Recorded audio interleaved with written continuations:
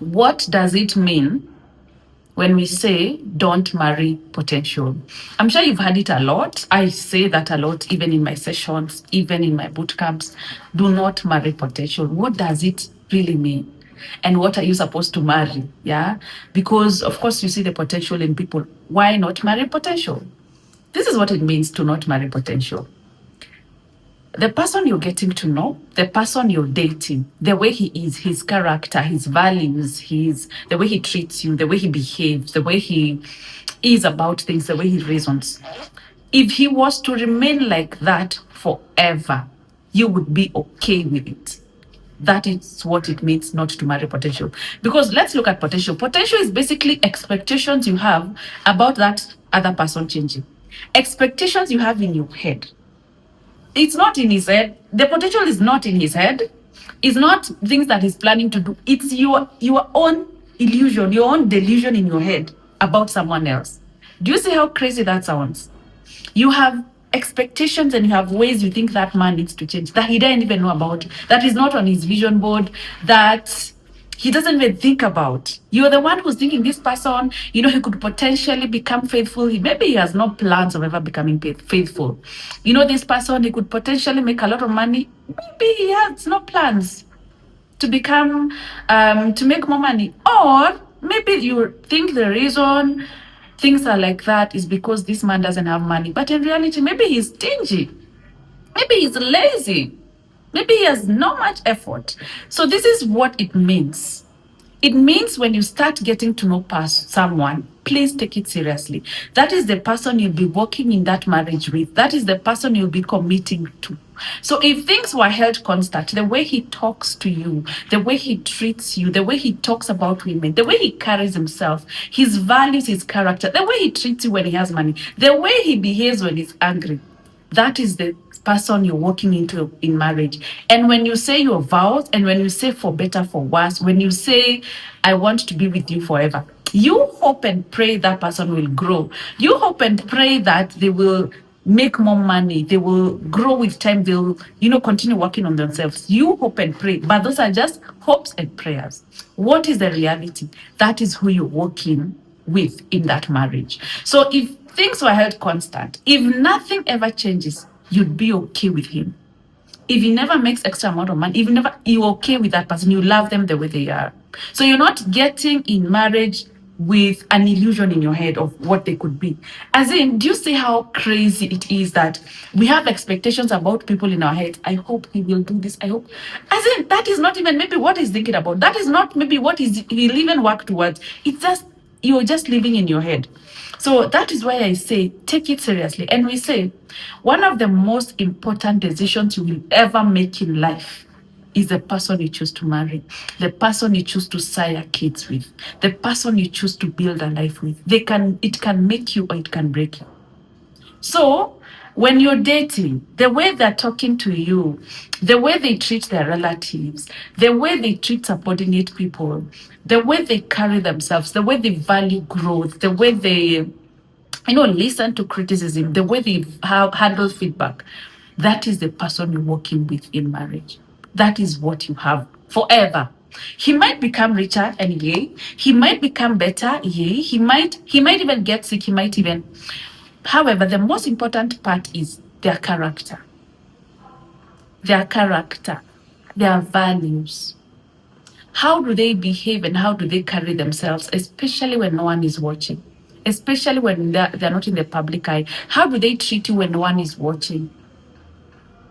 Yeah, how do they talk about other people, even when there are no cameras, even when no one is there to judge them? Because that is the person you're working in that marriage or in that long-term relationship with. So take it seriously. And we say the things that we ignore in dating are the things that magnify in marriage. And do you know why? It's because when you're dating someone, it's not like you're with them all the time, and like marriage where you live with them. You see them in the morning, you see them in the evening.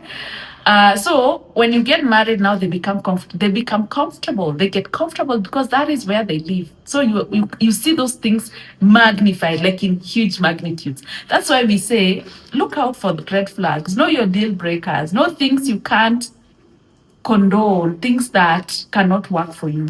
Don't marry potential. The person you're with, their character, the way they behave, everything. If things were held constant, if they never changed, they never grew, because it's not a guarantee.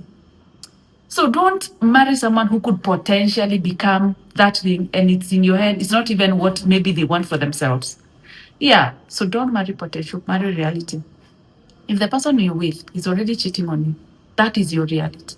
What makes you think they'd want to do different? Yeah, what makes you think that? If the person you're with is stingy, and I get this question a lot, Mudhoni, he's too broke, we don't even go for dates. Why? Can you just let him first build himself a little bit before, and then maybe when he's better, you guys can come together? How do you even know how he can handle money if he even hata ile kidogo ako nayo ni kama hana? He never spends on you anything. He never takes you for lunch. He never does anything. What makes you think when you get married, when he starts making money, now he will spend on you? Like how someone spends 10 shillings that they have will show you how they will spend 1,000,000. And sometimes I get some women come to me very frustrated. You know, we didn't have nothing. We had zero. Mudhoni, we didn't even have. Why are you getting into a relationship where it's just suffering? You're starting with suffering, especially if you've gone to school, you're doing something for yourself. And you know, especially in marriage, that marriage might suffer because men want to be respected. And sometimes it's hard to respect someone who's not providing, who's not showing up in a better way, who you feel like you have to raise as a child. So anyway, don't marry potential. Please marry reality. Here's the problem with marrying potential. You marry your expectations. You don't marry that person for who they are. You marry into something that has not happened, something you hope and pray for. So when it doesn't happen, or if he doesn't turn out the way you expect him, you walk around disappointed, frustrated, and then behaving like that person lied to you. Oh, when I met him, Muthoni, this man was terrible. Even now that we are married, he's still the same way. That was the reality. That is what you married into. Oh, you know, when we married, we were not going anywhere. He was not even taking me on dates. And then even right now, it's the same story. Or sometimes I ask, when people come to me with issues, I ask, how was your dating life? Even when we were dating, he was still had bad manners. Okay. So the problem is when you marry potential, you marry expectations. You're not marrying reality. And so expectations, when they're not fulfilled, when he doesn't become that, when he doesn't make that money, when he doesn't stop cheating, when he doesn't, you walk around disappointed like he failed.